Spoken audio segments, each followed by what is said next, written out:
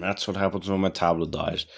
If it's flashing red, that red battery icon, and the green LEDs on the side disappear completely, it means it's better time to save your work as quickly as possible, because only like 10 seconds later it just shuts off.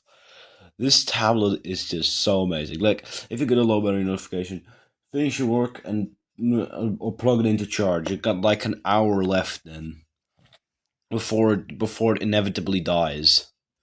This tablet has like a 3 to 5 hour battery life, 9 hours in standby. I mean, I don't manage to get like a complete day by it. I can almost sometimes get like an entire day out of this thing. The way I manage the power and everything, shutting it down when not needed or putting it in standby.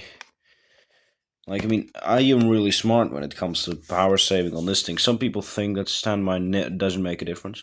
It does. Like, it really makes a big difference. Like, I came out back like 2 hours later and it still had a full charge. Like, and I must say, in sleep mode, it can get really hot.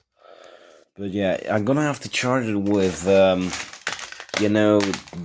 Kierda. This is literally the brand. I've been using it since the first one too. Class 2, huh? Class 2 power supply. Wait, isn't my multimeter like, that's a category 3? What? This is a Chinese multimeter. Let's see. Well, okay, let's see. Where is that misspelling? Patent pending. It's not a patent. It's a patent. Peak meter. It actually doesn't say peak meter on mine. It's actually like an unbranded unit. Even though this came actually from a hardware store, so